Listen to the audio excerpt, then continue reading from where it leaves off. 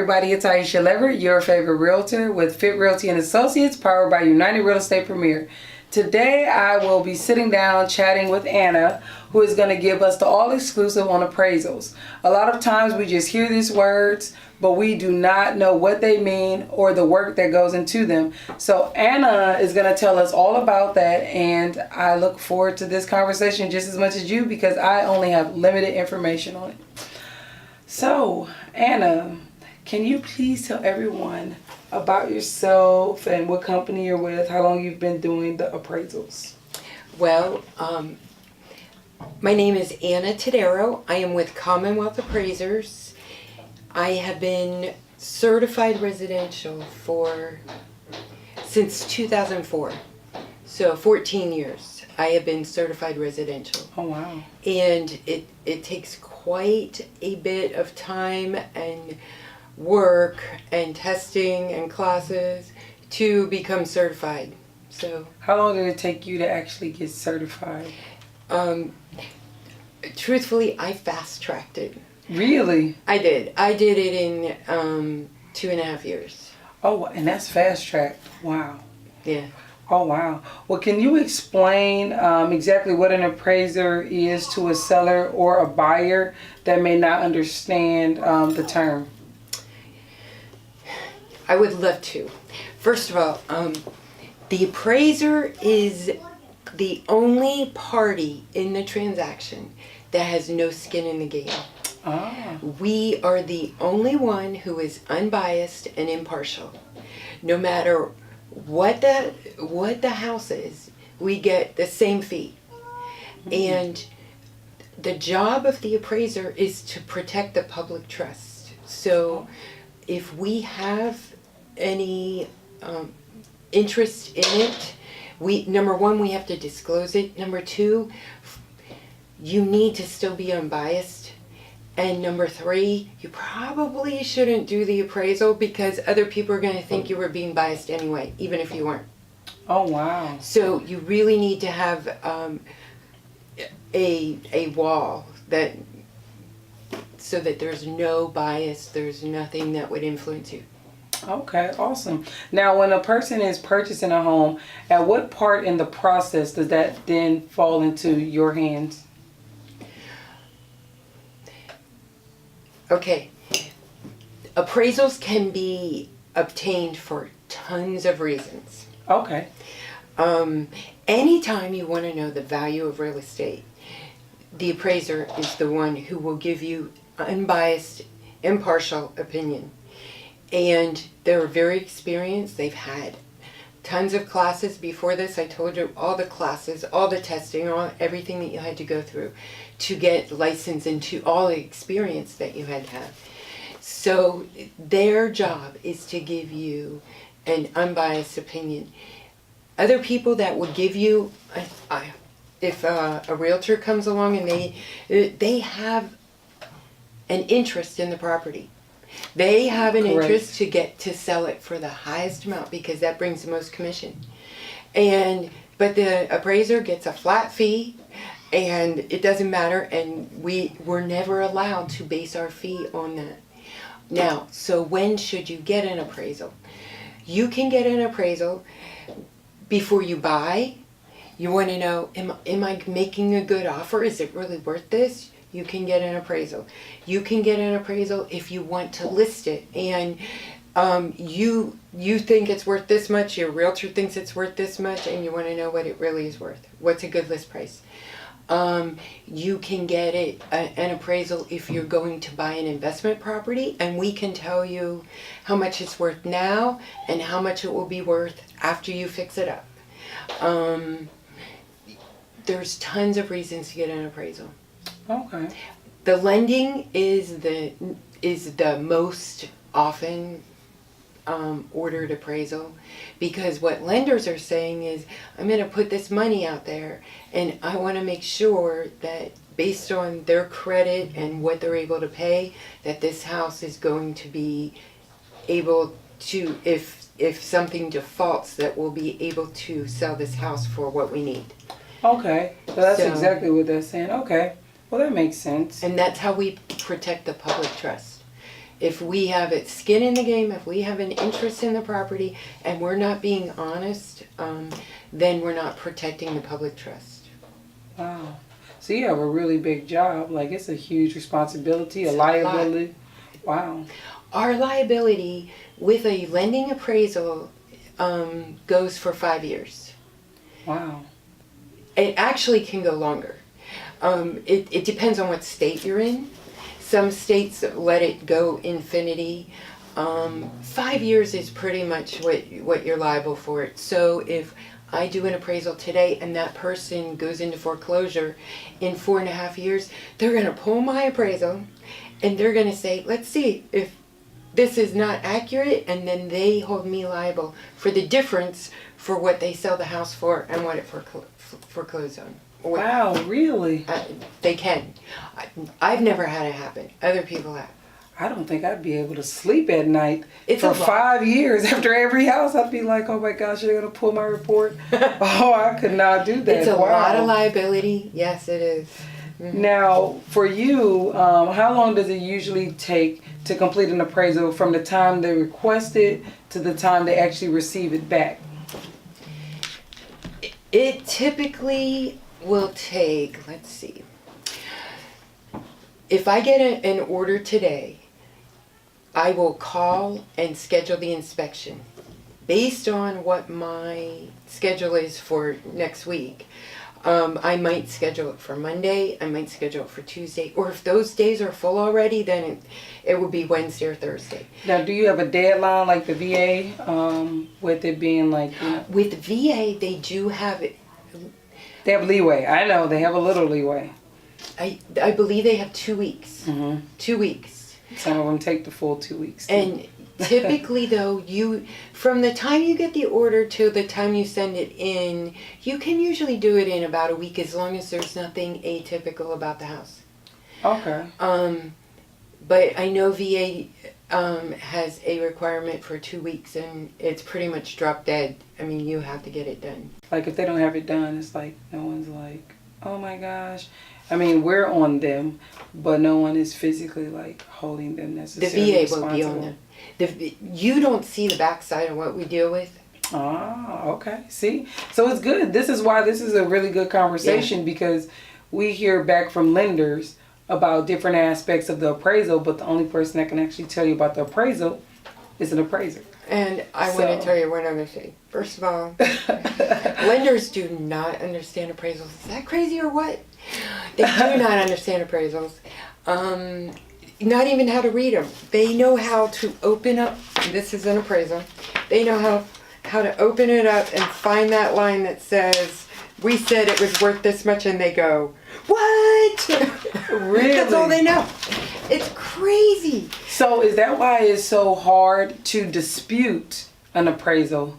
Because, I mean, sometimes you get and you feel different, and it's kind of like, do I really waste my time going back and forth? But it's not common that you win that battle. You know what? You hit the nail on the head. Okay. And here's what it is. I got it.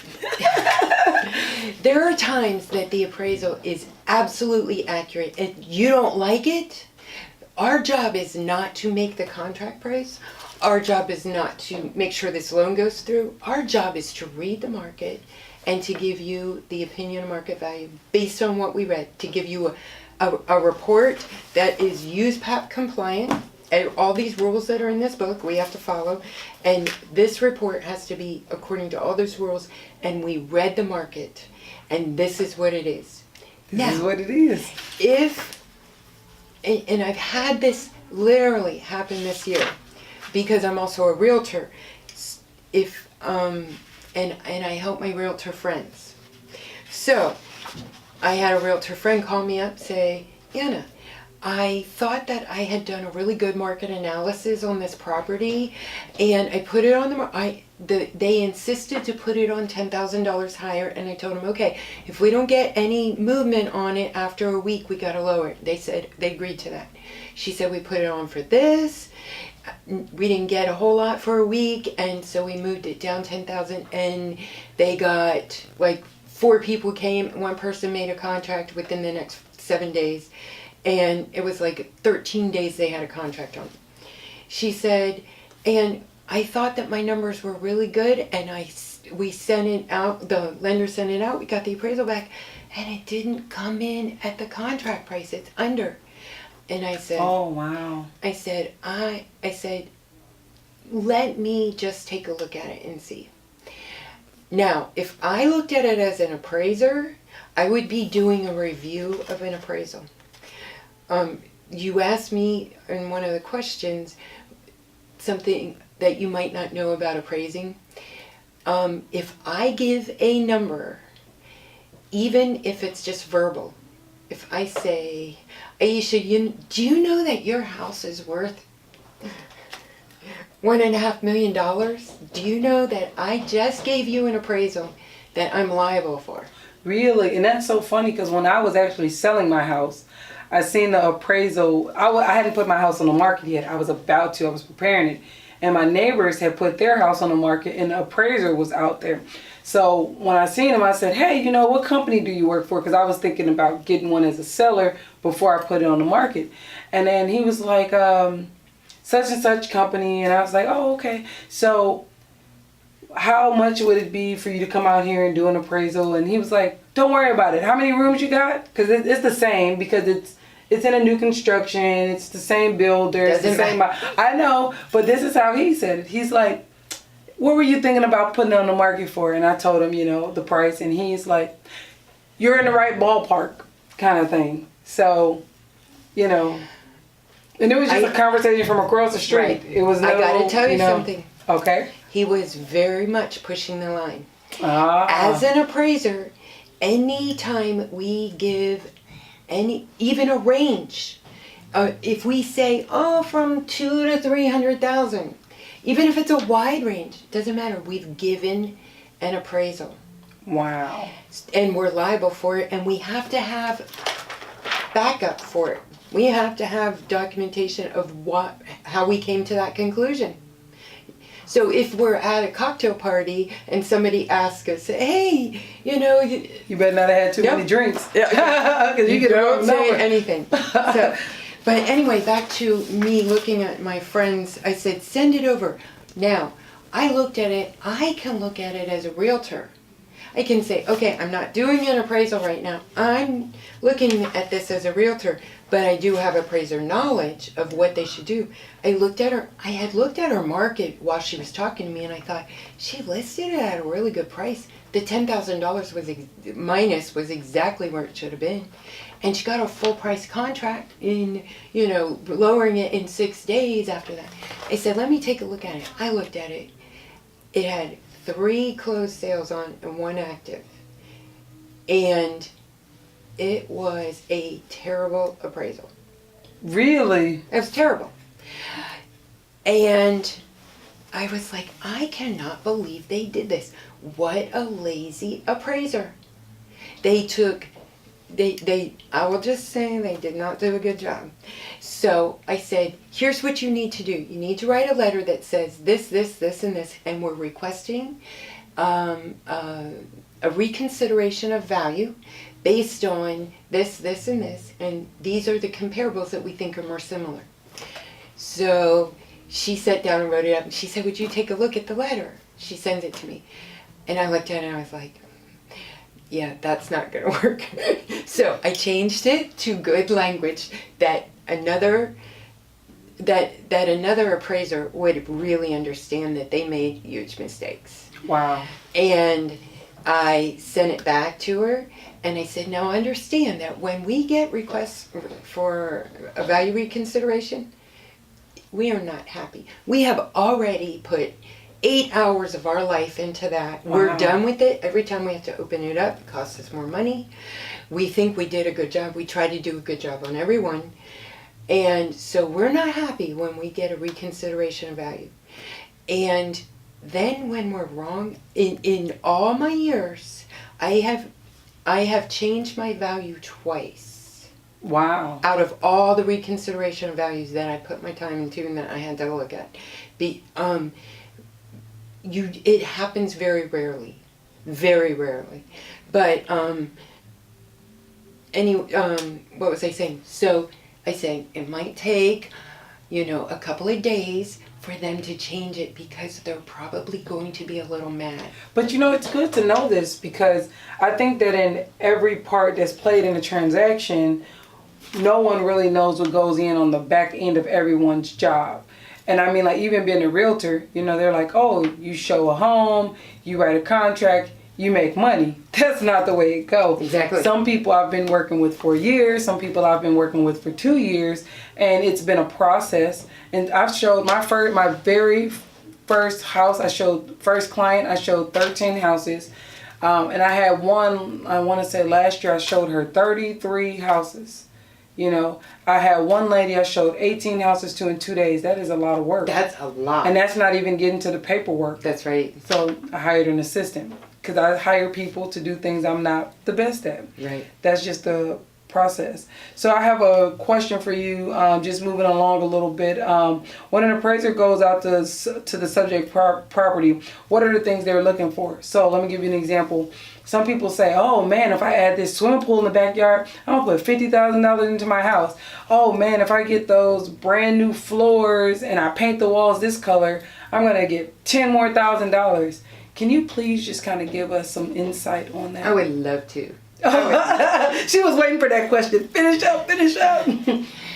It's something that we see and hear all the time. People think that because their floors cost $20,000, their house has to be worth $20,000 more. It's not it.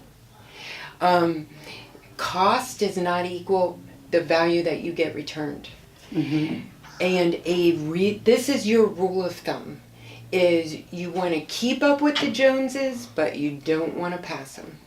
Mm. If everybody in the neighborhood has a 2-car garage, you will most likely break even with adding a 2-car garage. You probably won't get extra out of it, but if it will cost you, certain amount, you'll probably get that in return whenever you resell it. Finishing basements gets a good return as long as you're not dumping high-end stuff. It has to be similar to the upper level, but not, the Taj Mahal. And as long as you do that, you'll probably recoup that money. So what are some of the things that you specifically would recommend? Because the thing is, when it comes to value, some things will help a house sell faster. Does not mean you're going to get that money back. But what things would help someone get it back? Like finishing a bathroom in the basement, you things like that? probably do not lose money when you finish your basement. It will pretty much break even. Okay. Same thing with adding anything that the Joneses have that you missed. Decks. Deck. Yeah. Garage, the typical things. Not a fence. Really? Yeah. Oh. No, not the fence. Not a shed. Usually those personal property. You don't even get credit for that. Not your hot tub. No. Oh, wow. Okay. Now you come to a pool. Oh, okay. What you can, the kitchen, the baths. That's what people are looking for. That is it not correct. only sells faster, but it brings a good return. It depends on how much you put into it, but pretty much, as long as you didn't go overboard, you will do well. Okay. What not to do if you're trying to get the money back that you put into it? Don't put in a pool. Absolutely. The pool, no. Don't put in a 10-car garage. Don't put if the Joneses don't have it, don't do it. That is very true. Because I mean, what I've seen is when people say I'm going to add 3 cars versus 2, their house is still going to sell the same amount as someone with 2. Sometimes it sells a little higher. Sometimes. Mm-hmm. Yeah. But not 10. Not if you put in a 10-car garage. No. The market will look at it and say, what am I going to do with the 10-car garage? I'm going to have to change it. I'm going to pay this much so that I can put that money into changing it, So it could actually hurt you, even though you put money into something, could actually hurt you. Wow. So An appraiser is not looking at cost. We are looking at how the market is going to react to it and what they're going to pay for it. Okay. Well, that's good to know. So you actually basically do a full inspection like a home inspector as well? No, No? not a Okay. home inspector. We call it observation. Okay. We walk through and we look totally at the finishes and what you can see when you're walking around. Okay. So not electrical or anything like that? We open up the electric box, especially for lending and especially if it's government. We're looking for frayed wires. Okay. You don't have frayed wires hanging out everywhere or out of your ceiling and that. That's it. If you have wires, cap them. Okay. Here's something I will tell you. If you're going to get a VA appraisal, FHA appraisal, USDA appraisal, VHDA, any of those that the government's underwriting, there's there's a whole, it's over 100 pages of requirements that we have to follow. But the general thing is peeling paint, especially if it's 1978 or older. Yes. Correct.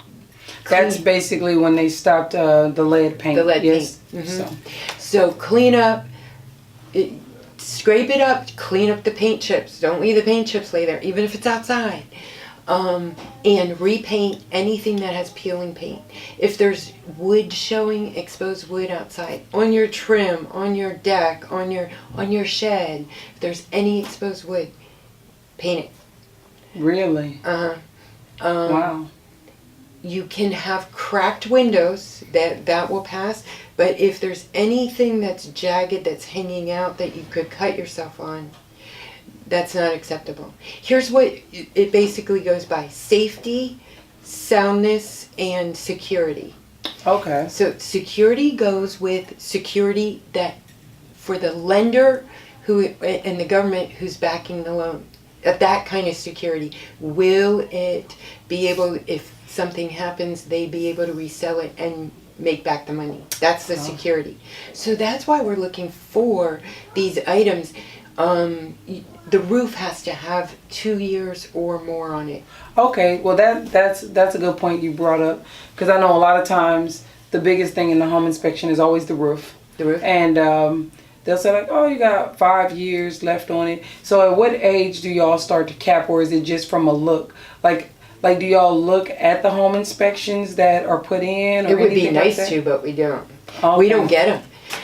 From our experience, and we walk through, we look at the ceilings, we see if there's any water leaks, we look in the attic. For those, we do have to look in the attic. And we look to see if there's any wetness, dampness, if the insulation is wet, if there's any evidence that it was leaking. And if there is, then we report it. We call for a roof inspection. Gotcha. If we think that it's near the end of its life, if it doesn't have 2 years left, we call for a roof inspection. Really? Okay. Mm-hmm. And do the buyer or seller, do they pay for the roof inspection, or is that from the appraisal company? No, not us. Okay, no, I didn't know. Can I tell you something? I guarantee you that we're barely getting paid as much as the roofing company charges. Oh, wow. For the whole appraisal. Okay. So it definitely keeps you busy. Wow. So, I mean, this has been very informative, not only for just them, but for me as well. And I'm really glad we had this conversation. Is there anything you wanted to leave them with to remember when it comes to appraisal, or something to be mindful? Here's what I wanted to say.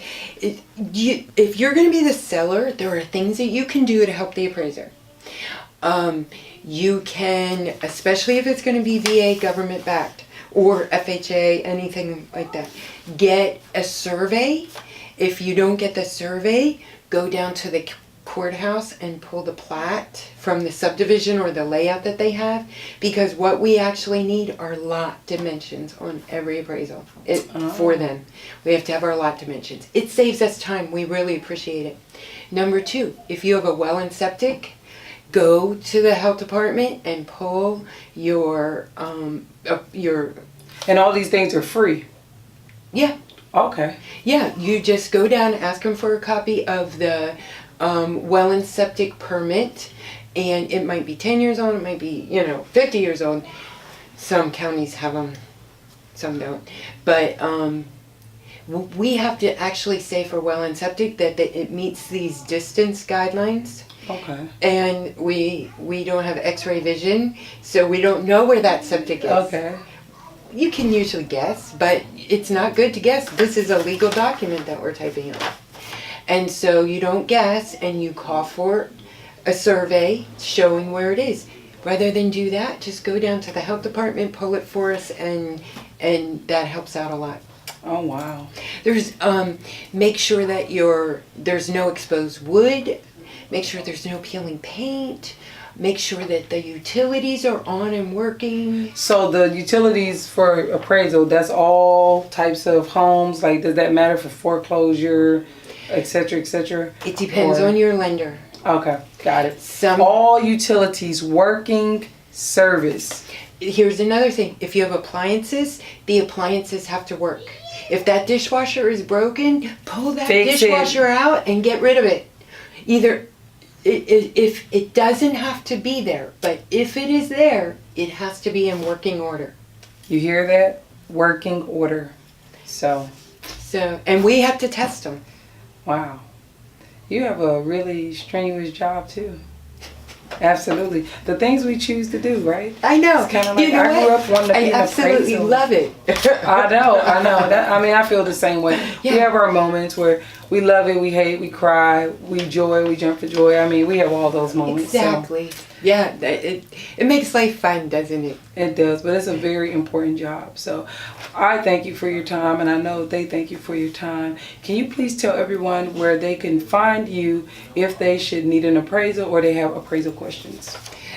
You can find me. I am at Commonwealth Appraisers, and I would say probably my cell phone number 540-226-0678, or you can reach me at A_Todaro@msn.com.